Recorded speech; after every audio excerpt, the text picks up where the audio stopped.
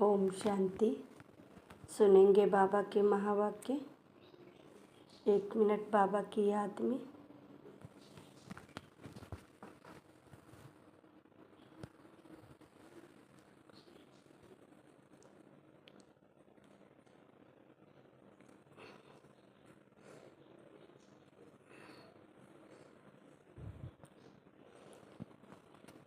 ओम शांति। आज की डेट है वाणी की 4/4/2026 की। प्रातः मुरली। ओम शांति। बाप दादा मधुबन। बाबा ने कहा, मीठे बच्चे जी, मीठे बाबा, अल्प और बे को याद करो तो रमणीक बन जाएंगे। बाप की रमणीक और रमणीक है तो उनके बच्चे भी रमणीक होने चाहिए। बाबा भी रमणीक है तो बच्चे भी वैसे रमणीक होने चाहिए। प्रश्न दिया बाबा ने, देवताओं के चित्रों की कशिश सभी को क्यों होती है? उनमें कौन सा विशेष गुण है? उत्तर दिया बाबा ने, देवताएं बहुत रमणीक और पवित्र हैं। रमणीकता के कारण उनके चित्रों की भी कशिश होती है। देवताओं में पवित्रता का विशेष गुण है, जिस गुण के कारण ही अपवित्रता मनुष्य झुकते रहते। जिस गुण के कारण ही अपवित्र मनुष्य झुकते रहते हैं। रमणीक वही बनते जिनमें सर्वदैवी गुण हैं, जो सदा खुश रहते हैं। ओम शांति। आत्माएं और परमात्मा का मेला कितना वंडरफुल है। ऐसे बेहद के बाप के बच्चे सब बच्चे हो तो बच्चे भी कितने रमणीक होने चाहिए। देवताएं भी रमणीक है ना, परंतु राजधानी है बहुत बड़ी, ये सब एक रस रमणीक हो नहीं सकते। फिर भी कोई बच्चे बहुत रमणीक हैं। जरूर रमणीक कौन होते हैं? जो सदैव खुशी में रहते हैं, जिनमें दैवी गुण है। यह राधे कृष्ण आदि रमणीक है ना, उन्हों को बहुत कशिश है। कौन सी कशिश है? पवित्रता की, क्योंकि इन्हों की आत्मा भी पवित्र है तो शरीर भी पवित्र है। तो पवित्र आत्माएं अपवित्र को कशिश करती हैं, उन्हों के चरणों में गिरती हैं। कितनी उनमें ताकत है। भल सन्यासी हैं, परंतु वह देवताओं के आगे जरूर झुकते हैं। भल कोई बहुत घमंडी होते हैं, फिर भी देवताओं के आगे अथवा शिव के आगे झुकेंगे जरूर। देवियों के चित्रों के आगे भी झुकते हैं, क्योंकि बाप भी रमणीक है तो बाप के बनाए हुए देवी देवताएं भी रमणीक हैं। उनमें कशिश है पवित्रता की। वह कशिश उन्हों की अभी तक भी चल रही है। तो जितनी इनमें कशिश है उतनी तुम्हारे में भी कशिश होनी चाहिए। जो समझते हम या लक्ष्मी नारायण बनेंगे। तुम्हारी इस समय की कशिश फिर अविनाशी हो जाती है, सबकी नहीं होती है। नंबरवार तो है ना। भविष्य में जो उच्च पद पाने वाले होंगे उनमें यहाँ ही कशिश होगी, क्योंकि आत्मा पवित्र बन जाती है। तुम्हारे में जास्ती कशिश उनमें है जो खास याद की यात्रा में रहते हैं। जो यात्रा में पवित्रता जरूर रहती है, पवित्रता में ही कशिश है। पवित्रता की कशिश भी फिर पढ़ाई में भी कशिश ले आती है। यह बाबा ने कहा, यह तुमको अभी पता पड़ा है। तुम उनके लक्ष्मी नारायण के ऑक्यूपेशन को जानते हो। उन्होंने भी कितना बाप को याद किया होगा। या जो उन्होंने इतनी राजाई पाई है वह जरूर राजयोग से ही पाई है। इस समय तुम यह पद पाने के लिए आए हो। बाप बैठ तुमको राजयोग सिखाते हैं, या तो पक्का निश्चय कर यहाँ आए हो ना। बाप भी वही है, पढ़ाने वाला भी वही है, साथ भी वही ले जाने वाला है। तो यह गुण सदैव रहने चाहिए। सदैव हर्षित मुख रहो। सदैव हर्षित तब रहेंगे जब बाप अल्प की याद में रहेंगे तब वे तब वे की भी याद रहेगी। अल्प माने अल्लाह, बे माने बादशाही। तो बाबा ने कहा, स्वर्ग की इससे रमणीक भी बहुत होंगे, तुम बच्चे जानते हो। हम यहाँ रमणीक बन फिर भविष्य में ऐसा रमणीक बनेंगे। यहाँ की पढ़ाई अमरपुरी में ले जाती है या सच्चा बाबा तुमको सच्ची कमाई करा रहे हैं या सच्ची कमाई ही साथ चलती है 21 जन्म के लिए। फिर भक्ति मार्ग में जो कमाई करते हो वह तो है ही अल्पकाल सुख के लिए, वह कोई सदैव साथ नहीं देती। तो इस पढ़ाई में बच्चों को बड़ा खबरदार रहना चाहिए। तुम हो साधारण, तुमको पढ़ाने वाला भी बिल्कुल साधारण रूप में है, तो पढ़ने वाले भी साधारण ही रहेंगे। नहीं तो लज्जा आएगी। तुम ऊंचे कपड़े कैसे पहने हमारे मम्मा पापा कितने साधारण हैं, तो हम भी साधारण हैं। या क्यों साधारण रहते हैं? क्योंकि बनवा में है ना। अभी तुमको जाना है, यहाँ कोई शादी नहीं करनी है। वे लोग जब शादी करते हैं तो कुमारी बनवा में रहती है, मैले कपड़े पहनती, तेल आदि लगाती है, क्योंकि ससुर घर जाती है, ब्राह्मण द्वारा सगाई होती है। तुमको भी जाना है ससुर घर, रावणपुरी से रामपुरी अथवा विष्णुपुरी में जाना है। तो यह बनवा का रिवाज इसलिए रखा है कि कोई भी अभिमान देह का व कपड़ों आदि का न आए। किसको हल्की साड़ी है, किसी दूसरे को देखते हैं कि इनके पास तो ऊंची साड़ी है, तो ख्याल चलता है, सोचते हैं कि या तो बनवा में है। नहीं, लेकिन तुम बनवा में ऐसे साधारण रहते हुए कोई को इतना ऊंचा ज्ञान दो, इतना नशा चढ़ा हुआ हो तो उसे भी तीर लग जाए। भल बर्तन मांजते रहो व कपड़ा साफ करते रहो। तुम्हारे सामने कोई आए तो तुम झट उनको अल्प की याद दिलाओ। तुमको यह नशा चढ़ा हुआ हो और सादे कपड़ों में बैठ किसको नॉलेज देंगे तो वह भी बंडर खाएंगे। इनमें कितना उच्च ज्ञान है। यह ज्ञान तो गीता का है और भगवान का दिया हुआ है। राजयोग तो गीता का ज्ञान ही है। तो ऐसा नशा चढ़ता है जैसे बाबा अपना मिसाल बताते हैं। समझो हम बच्चों के साथ कोई खेल कर रहा हूँ, कोई जिज्ञासु सामने आ जाता है तो झट उनको बाप का परिचय देता हूँ। योग की ताकत, योग बल होने के कारण वह भी वहाँ ही खड़ा हो जाएगा। तो बंडर खाएगा कि यह इतना साधारण, इसमें इतनी ताकत, फिर वह कुछ भी बोल नहीं सकेगा, मुख से कोई बात निकलेगी नहीं। जैसे तुम वाणी से परे हो वैसे वह भी वाणी से परे हो जाएंगे। या नशा अंदर में होना चाहिए। कोई भी भाई अथवा बहन आए तो उनको एकदम खड़ा करके विश्व का मालिक बनाने की मत दे सकते हैं। अंदर में इतना नशा होना चाहिए, अपनी लगन में खड़ा हो जाना।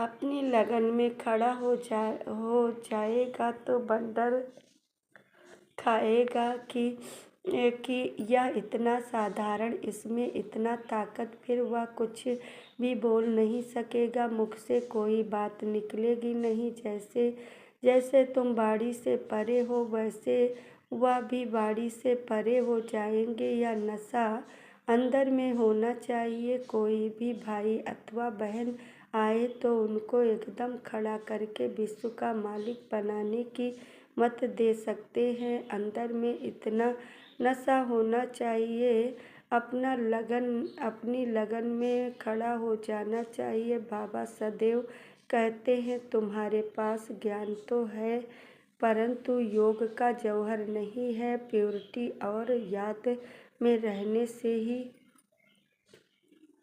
रहने से ही जौहर आता है। याद की यात्रा से तुम पवित्र बनते हो, ताकत मिलती है। ज्ञान तो है धन की बात जैसे स्कूल में पढ़कर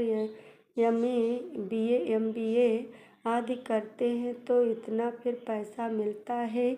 यहाँ की दूसरी बात है, भारत का प्राचीन योग तो मशहूर है। यह है याद बाप सर्वशक्तिमान है, तो बच्चों को बाप से शक्ति मिलती है। बच्चों को अंदर में रहना चाहिए। अगर हम आत्माएं बाबा की संतान हैं, परंतु बाबा जितने हम पवित्र नहीं हैं वह बनना है, अभी है। हम ऑब्जेक्ट योग से ही तुम पवित्र बनते हो। जो अनन्य बच्चे हैं वह सारा दिन यही ख्यालात करते रहेंगे। कोई भी आए तो उनको हम रास्ता बताते हैं। तरस आना चाहिए, बेचारे अंधे हैं। अंधों को लाठी पकड़ाकर ले जाते हैं ना, यह सब अंधे हैं, ज्ञान चक्षु है नहीं। अभी तुम्हें ज्ञान का तीसरा नेत्र मिला है तो सब कुछ जान गए हो। सारी सृष्टि के आदि मध्य अंत को हम अभी जानते हैं। यह सब भक्ति मार्ग की बातें हैं। तुमको पहले भी पता था क्या कि hear no evil see no evil, यह चित्र क्यों बना है दुनिया में कोई भी इनका अर्थ नहीं समझते। तुम अभी जानते हो। जैसे बाप नॉलेजफुल है, तुम उनके बच्चे भी अब नॉलेजफुल बन रहे हो। नंबरवार पुरुषार्थ अनुसार कोई को तो बहुत नशा चढ़ता है। वाह बाबा वाह, बच्चा बनकर और बाबा से पूरा वर्षा नहीं लिया तो बच्चा बनकर ही क्या किया। रोज रात को अपना पोता मेल देखना है। बाबा व्यापारी है ना, व्यापारियों को पोता मेल निकालना सहज होता है। गवर्नमेंट सर्वेंट को पोता मेल निकालना नहीं आता है, न वह सौदागर होते हैं। व्यापारी लोग अच्छा समझेंगे तुम व्यापारी हो, तुम अपने नफ़े नुकसान को समझते हो। रोज खाता देखो, मुरादी संभालो, घाटा है वह फायदा है। सौदागर होना गायन है ना, बाबा सौदागर रत्नागर है। अविनाशी ज्ञान रत्नों का सौदा देते हैं, यह भी तुम जानते हो। नंबरवार पुरुषार्थ अनुसार सब कोई सुदृढ़ बुद्धि नहीं है।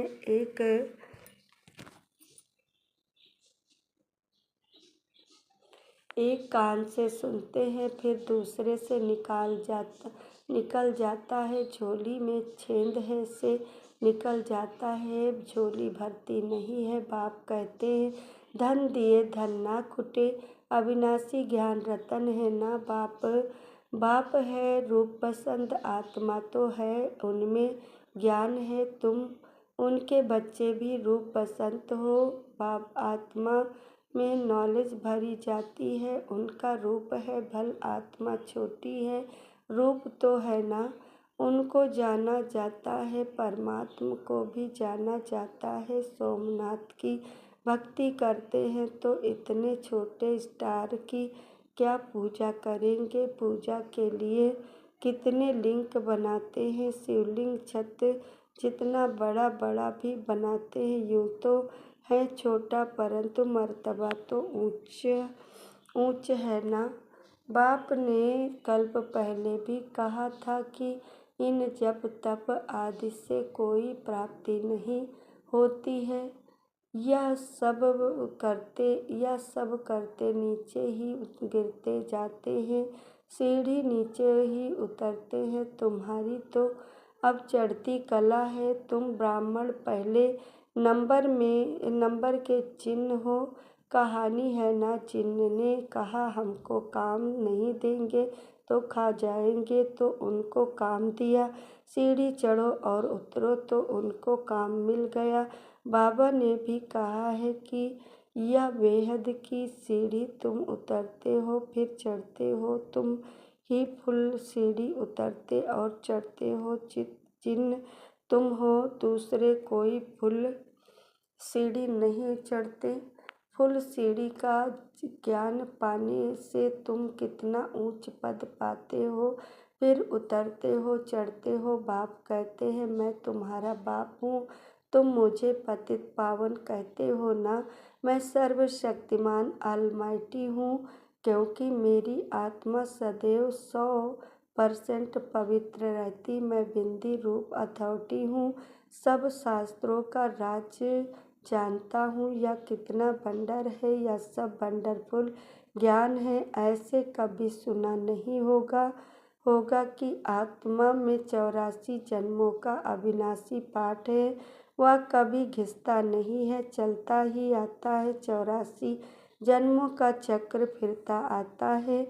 84 जन्मों का रिकॉर्ड भरा हुआ है। इतनी छोटी आत्मा में इतना ज्ञान है, बाबा में भी है तो तुम बच्चों में भी है। कितना पाठ बजाते हैं, या पाठ कभी मिटने का नहीं है। आत्मा इन आँखों से देखने में नहीं आती है। बिंदी बाबा बिंदी कहते हैं, मैं ऐसा बिंदी हूँ।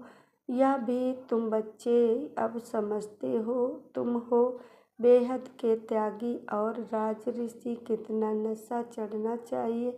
राज ऋषि बिल्कुल पवित्र रहते हैं। राज ऋषि होते सूर्यवंशी चंद्रवंशी, जो यहाँ राजाई प्राप्त करते हैं। जैसे अब तुम कर रहे हो। यह तो बच्चे समझते हैं कि हम जा रहे हैं, केवैया है, स्टीमर में बैठे हैं और यह भी जानते हैं यह पुरुषोत्तम संगम युग है। जाना भी जरूर है। पुरानी दुनिया से नई दुनिया में वाया शांति धाम। यह सदैव बच्चों की बुद्धि में रहना चाहिए। जब हम सतयुग में थे तो कोई खंड नहीं था, हमारा ही राज्य था। अब फिर से योग बल से अपना राज्य ले रहे हैं, क्योंकि समझाया है योग बल से ही विश्व की राजाई पा सकते हैं। बाहुबल से कोई नहीं पा ले सकते। यह बेहद का ड्रामा है, खेल बना हुआ है। इस खेल की समझानी बाप ही देते हैं। शुरू से लेकर सारी दुनिया की हिस्ट्री ज्योग्राफी सुनाते हैं। तुम सूक्ष्म वतन मूल वतन के राज्य को भी अच्छी रीति जानते हो। स्थूल वतन में इनका राज था, अर्थात हमारा राज था। तुम कैसे सीढ़ी उतरते हो वह भी याद आ गया। सीढ़ी चढ़ना और उतरना यह खेल बच्चों की बुद्धि में बैठ गया है। अब बुद्धि में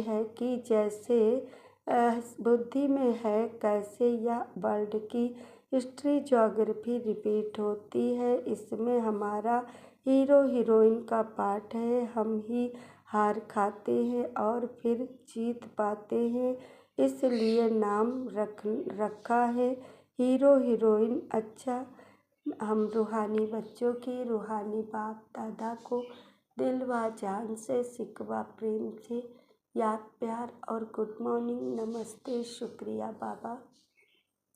शुक्रिया मेरी ज़िंदगी को संभालने वाले बाबा। लाख शुक्रिया शुक्रिया शुक्रिया मीठे बाबा। धारणा के मुख्य सार। फर्स्ट पॉइंट, दिया बाबा ने। अभी हम बनवाह में हैं, इसलिए बहुत बहुत साधारण रहना है। कोई भी अभिमान देह का व कपड़ों का आदि नहीं रखना है। कोई भी कर्म करते बाप की याद का नशा चढ़ा रहे। सेकंड पॉइंट, हम बेहद के त्यागी और राज ऋषि हैं। इसी नशे में रह पवित्र बनना है। ज्ञान धन से भरपूर बन दान करना है। सच्चा सच्चा सौदागर बन अपना पोता मेल रखना है। वरदान दिया बाबा ने, स्वयं को सेवाधारी समझकर झुकने और सर्व को झुकाने वाले निमित्त और नम्रचित भव।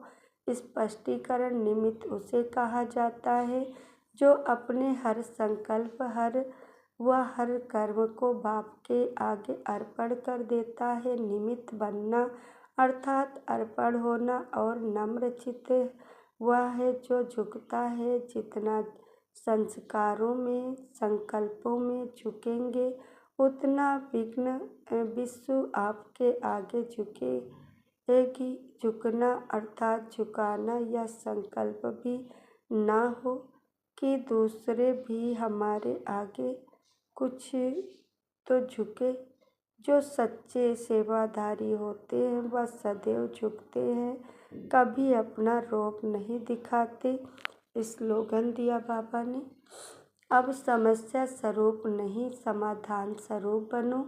अव्यक्त इशारे, आप महान आत्माओं का हर मनसा संकल्प हर आत्मा के प्रति मधुर हो, महान हो। जैसे बाप का स्वभाव सदा हर आत्मा के प्रति कल्याण व रहम की भावना का है, हर एक को ऊंचा उठाने का मधुरता और निर्माणता का है। ऐसे अपना स्वभाव बनाओ। अगर तेज बोलने का, आवेश में आने का स्वभाव है तो यह भी ब्राह्मण जीवन में बहुत बड़ा विघ्न है। अब ऐसे स्वभाव का परिवर्तन करो। अच्छा, ओम शांति, ओम शांति, ओम शांति। ये थे बाबा के साकार महावाक्य जो बाबा ने पावन बेला में चला। अच्छा, ओम शांति।